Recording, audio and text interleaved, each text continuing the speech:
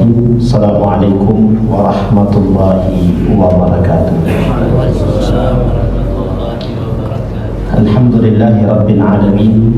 Alhamdulillahilladzi hadana li hadza wa ma kunna linahtadiya laula an hadana Allah.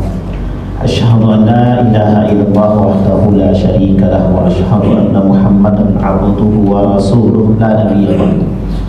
Allahumma salli wa sallim wa barik ala hadzal nabiyil karim. Allahumma salli ala Muhammad wa ala ali Muhammad fil alamin innaka Hamidum Majid. Ya ayyuhan nasu ittaqu rabbakum alladzi khalaqakum min nafsin wahidah wa khalaqa minha zawjaha wa batha minhuma rijalan katsiran wa nisaa'a wattaqullaha alladzi tasaaluna bihi wal arham innallaha kana 'alaikum raqiba.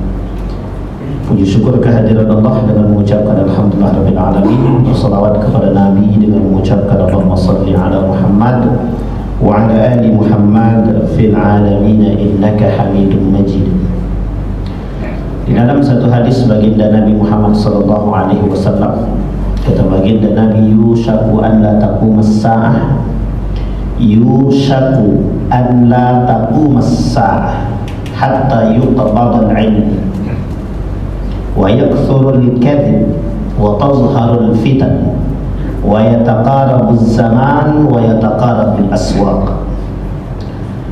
Nabi mengatakan dalam hadisnya, hampir terjadi hari kiamat, alla taqumas sa'a, tidak terjadi hari kiamat atau mendekat terjadinya hari kiamat, hatta yuqbadul ilm, sampai ilmu itu diikat, sampai ilmu itu digenggam, yuqbadul ilm. Kemudian wa yakthurul kadhib, banyaknya para manipulatif, para manusia-manusia yang manipulatif, pelaku pendusta. Wa yakthurul kadhib, di mana-mana bisa ditemukan para pendusta. Wa tazharul fitan, maka akan tumbuh di mana-mana fitnah-fitnah. Kemudian wa yataqarabuz zaman wa yataqarabul aswaq, masa waktu terasa semakin cepat, begitu juga pasar terasa semakin dekat. Di dalam hadis ini ada beberapa hal yang perlu kita garis bawahi. Yang pertama, yuqbadul ilmu, ketika Nabi mengatakan qabdul ilmi. Apa maksudnya qabdul ilmi di sini? Para ulama menjelaskan panjang lebar tentang persoalan ilmu diikat. Ada yang mengatakan ilmu itu diangkat. Diangkat dalam arti kata dihilangkan. Di dalam riwayat yang lain, Nabi mengatakan yurfa'ul ilmu. Ilmu itu dihilangkan atau diangkat. Persoalannya adalah bagaimana ilmu itu diangkat. Maka ulama-ulama hadis mencoba menerjemahkan maksud ini, mentafsirkan. Pandangan pertama mengatakan dihapuslah, ilmu-ilmu itu dihilangkan. Pandangan kedua mengatakan ilmu-ilmu yang benar atau orang-orang yang alim yang dimatikan. Maka dalam pandangan dua pandangan tersebut ada terjadi perbedaan. Yang pertama mengatakan ilmu itu dihapus, maka hilangnya ilmu agama, hilangnya ilmu fisika dan lain sebagainya. Karena bahasanya yurfa'ul ilmu, ilmu diangkat.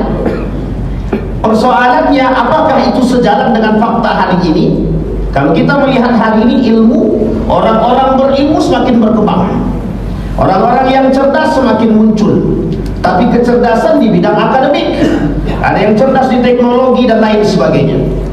Tapi pemahaman yang kedua, kata para ulama hadis mengatakan yang lebih tepat condong pada pemahaman yang kedua. Apa pemahaman yang kedua dari hadis tersebut? Maka ulama hadis mengatakan dimatikannya orang-orang alim, orang-orang saleh. Ketika orang-orang soleh dimatikan, orang-orang alim dimatikan, orang-orang berilmu dimatikan, berilmu dengan iman yang dimatikan, itulah sebab daripada matinya ilmu. Nah, yang kedua, dalam pembahasan ketika para ulama itu diqabdir, ulama atau ulama itu yang diangkat atau yang dimatikan, para ulama hadis juga menerjemahkan dalam hadis yang lain. Apa kata Nabi? Yurfa'ul ilmu wa yathbutul jahlu. Kalau kita garis bawahi kalimat yurfa'ul ilmu wa yathbutul jahlu, sejalan dengan apa yang terjadi hari ini. Orang berilmu itu diangkat dengan cara mematikan orang alim, orang soleh, orang pintar, orang cerdas dengan iman. Yang tersisa adalah yasbutul jahlu. Yang tersisa adalah kebodohan. Persoalannya, yang tersisa kebodohan ini apa?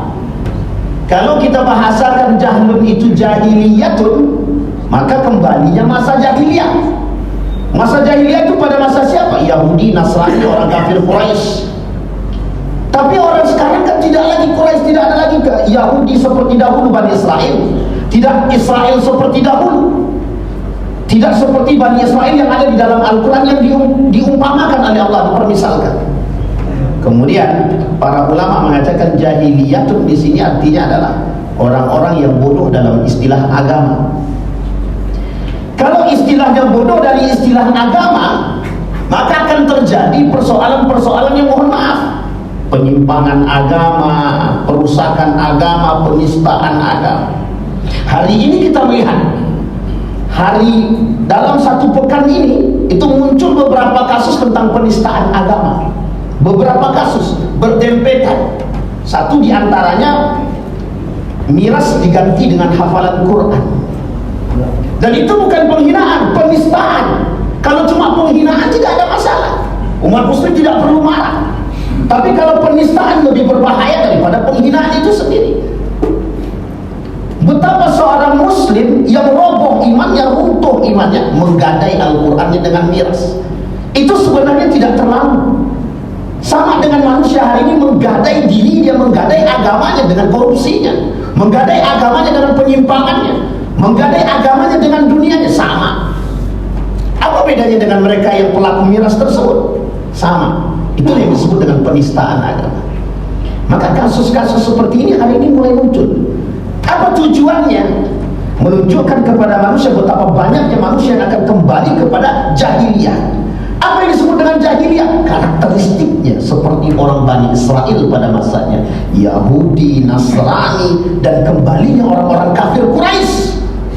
Nabi pernah mengatakan dalam hadis, "Ya'adu ila jahiliyatin." Mereka akan kembali kepada jahiliyah. Apa sebab? Ilmu tidak ditopang dengan iman. Inilah yang disebut dengan qabdul ilmu. Yubadul ilmu, yurfa'al ilmu. Yang tersisa orang bodoh. Apa yang dimaksud dengan bodoh di sini? Menerima kenyataan fakta penyimpangan agama, penistaan agama diterima dengan biasa saja. Ketika ada orang yang menistakan Muhammad, Nabi Muhammad, biasa aja. Justru yang mengatakan biasa itu orang muslim. Kalau mereka orang kafir, memang mereka tidak pernah percaya dengan agama. Mereka tidak percaya dengan Tuhan Allah. Mereka tidak percaya dengan Muhammad. Tapi kalau umat muslim yang melakukan hal tersebut, diam dengan penistaan yang mereka lakukan, yang dilakukan oleh umat muslim itu sendiri, itulah penghinaan. Disitulah letaknya kebodohan yang nyata. Umat muslim hari ini terlalu baik. Ketika agamanya dihina, ketika nabinya dihina, ketika Al-Qurannya dipermainkan, mereka hanya bisa berdiam diri saja. Tapi mohon maaf, ketika junjungannya, manusia junjungannya yang dilecehkan, berbondong-bondong manusia ini membela mati-matian. Pertanyaannya, mana yang paling layak untuk dibela? Manusiakah, Tuhankah, agamakah, atau Al-Qurankah? Manusia hari tak memandang agama. Inilah yang disebut dengan jahiliyah. Kalau dulu jahiliyah itu orang kafir Quraisy, karena mereka tidak masuk ke dalam Islam, mereka tidak mengenal Islam. Setelah Islam datang terjadi perbedaan pendapat. Setelah Islam datang terjadi gejolak-gejolak. Tapi persoalannya mereka kafir, tidak Islam. Perhatikan karakter jahiliyah hari ini yang muncul. Bahkan di setiap tanggal 17 Agustus terjadi kejahiliaan yang nyata. Adanya perjudian dalam setiap perlombaan, adanya pakaian-pakaian wanita yang dipakai oleh laki-laki yang hari ini Majelis Ulama memfatwakan haram laki-laki berpakaian wanita ketika acara kemerdekaan. Ini bukan sekedar hiburan, itu adalah pembodohan yang membuat manusia kembali kepada jahiliyah tadi. Adanya joget-joget bercampur laki-laki dan perempuan, itu jahiliyah kafir Quraisy pada masanya sebelum mengenal Islam. Bahkan bagusnya dahulu setelah Islam datang, sebagian di antara kafir Quraisy masuk ke dalam Islam, mereka tinggalkan khamar, mereka tinggalkan judi, mereka tinggalkan joget-joget, biduan dan lain sebagainya. Umat muslim hari ini justru kembali kepada hal tersebut. Bapak Ibu sekalian yang berbahagia, persoalan kita itu tidak main-main. Kebodohan yang dimaksud oleh Imam Al-Ghazali, orang pintar mengerti tapi diam, itu bodoh. Kebodohan yang kedua, justru orang pintar tidak menjalankan kepintarannya. Justru orang pintar hari ini dibungkam dengan kebodohan. Itulah bedanya berilmu tanpa iman, berilmu dengan iman. Maka keselamatan itu di akhir zaman ditopang dengan 3 hal: ilmu, iman, amal. Kalau cuma berilmu tidak beriman, banyak yang terjadi. Hari ini kita lihat kasus, ada kasus dana masjid yang dimasukkan ke bursa efek. Wallahu alam apa tujuannya. Dan persoalannya ini semakin bergeser nilai-nilai tersebut. Apakah karena mereka tidak pintar secara akademik? Mereka bukan tidak pintar secara akademik, mereka bodoh secara agama. Demi dunia mereka jual agama. Itulah permisalan manusia yang Allah sebutkan di dalam Al-Quran, seperti binatang yang mereka tidak pernah ada puasnya dengan dunia. Bapak Ibu sekalian yang berbahagia, itu poin pertama. Betapa ilmu itu ketika diangkat oleh Allah memunculkan kebodohan-kebodohan. Manusia hari ini tidak lagi menjadikan tolak ukurnya agama dalam batasan kehidupan. Yang mereka jadikan adalah akal dan nafsu yang ada dalam diri mereka. Yang kedua, kata Nabi, yang surul kalim, banyaknya para pendusta. Yang ketiga, kata Nabi, akan terjadi fitnah-fitnah di mana-mana, baik perzinahan, LGBT dan lain sebagainya, sampai manusia lupa akan jalan menuju Tuhannya. Kemudian waktu semakin terasa dekat, semakin terasa dekat. Hari semakin terasa 1 tahun, terasa 1 bulan, 1 bulan terasa 1 pekan, 1 pekan terasa 1 hari. Dan yang terakhir, pasar, pertumbuhan teknologi. Nah, yang perlu kita garis bawahi sebelum kita tutup adalah ketika pertumbuhan waktu, ketika percepatan waktu, ketika waktu semakin dekat, ketika pasar semakin dekat, pertumbuhan teknologi semakin kuat, ada hal yang harus diantisipasi. Setidaknya 3. 1, krisis berpikir. Yang kedua, krisis kesadaran. Yang ketiga, krisis Al-Quran. Kalau kita sederhanakan, ketika pertumbuhan teknologi ini akan merenggut setidaknya 3 juga. 1, ilmu. Yang kedua, moral, akhlak. Dan yang terakhir yang paling penting, merenggut iman. Maka 3 krisis ini dalam pertumbuhan teknologi ini akan tampak dalam setiap jiwa pelaku teknologi tersebut. Bukan menolak pertumbuhan, bukan menolak perkembangan, tapi bagaimana kesadaran akan hilangnya iman, hilangnya moral, hilangnya akhlak, hilangnya ilmu yang harus ditanamkan mulai hari ini terhadap generasi selanjutnya, jika tidak mau kita menghadapi generasi-generasi yang lebih buruk daripada hari ini. Mudah-mudahan ada manfaat-manfaatnya. Assalamualaikum warahmatullahi wabarakatuh.